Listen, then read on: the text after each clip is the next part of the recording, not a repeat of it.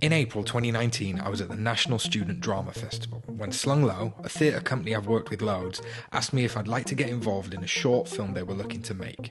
It was called The Good Book, written by James Phillips.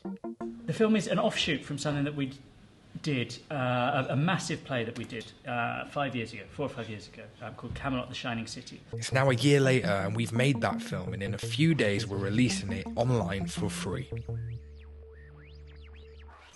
In this film, I'm going to quickly take you through how we made The Good Book, some of the challenges we had to overcome, and how we went about combining an indie film with site-specific theatre and a community cast right in the middle of Leeds.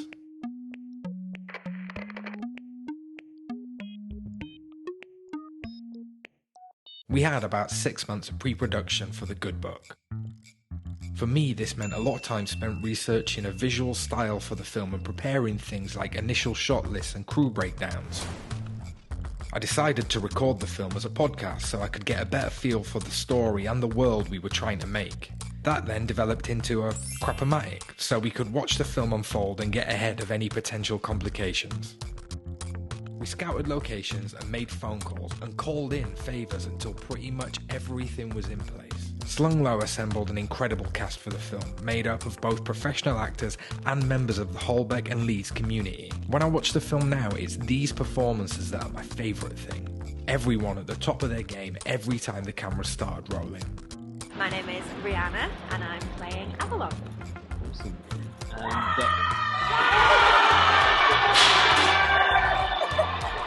Our director of photography, Jordan, came to the project relatively late. This is Jordan. He's our DP. He's been in Vietnam, but he's back now. First day back. Whee! So, for reasons that had to do with timescale, style, tone and story, we chose to shoot on a Sony FS7 with Cooke prime lenses. We know it might not be everyone's first choice combo, but we love the look we got for The Good Book. Anyway, pre-production was rounded out with a series of recce's to all our key locations and things like kit, costume and prop lists being finalised. Obviously, this is an abridged version of our pre-production process because you can't make a film about forms. Because we were making something new and mixing theatre and film, we had a pretty luxurious rehearsal period. A week before we shot, we were able to get all the principal cast together and run lines, visit locations and time scenes. All of this was invaluable preparation for actually getting on set to shoot, where you're always up against it. Rehearsing so thoroughly meant that we were allowing room to improvise on the day. Yeah, that sounds plausible. I really loved that we were able to keep a bit of a DIY aesthetic on set during the shoot. This meant that departments were more fluid than they might usually be, and we weren't afraid to knock on someone's door and ask if they'd let us film in their house for a minute. Well, Alan wasn't afraid of doing that. My man Alan. We're absolutely fine. Our first day was an intense shoot inside the Holbeck where we had to capture a huge and vital chunk of the story in one day. Despite crashing lunch by about 40 minutes, by the end of the day we'd cleared all of our shots and were pretty happy with everything we had. Nighttime after shooting consists of packing the gear away and backing up the day's footage onto about 400 different places and charging your batteries ready to do it all again the next day. Over the course of the rest of the filming, we shot in locations like Holbeck Cemetery, where we battled with cloud cover for good light, and Leeds Central Library, where we battled against time to shoot everything we needed, and outside Leeds Town Hall, where we battled the rain and wrapped shooting with about 10 minutes to spare. That is it. That's a wrap. We've done.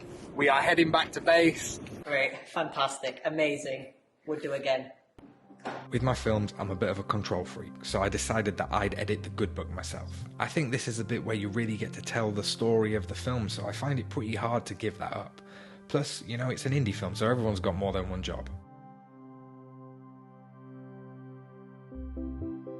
I also decided to edit in Final Cut 10 because I think it's great and people who give it a hard time need to get over their prejudice.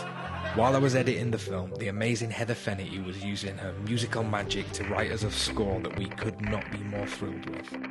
And when I eventually got finished prattling around with the edit trying to achieve that film look, I handed it over to Matt. That's Matt. Who created the audio world of The Good Book, and boom, just like that, we had a film. Now, In a few days, on May 1st, 2020, incidentally, that's my birthday, we're releasing the film online for free. So please, give it a watch, let us know what you think of it, share it around. So many people worked so hard to make this film what it is, and I'm really proud to put it out into the world with a big thank you to every single one of those people.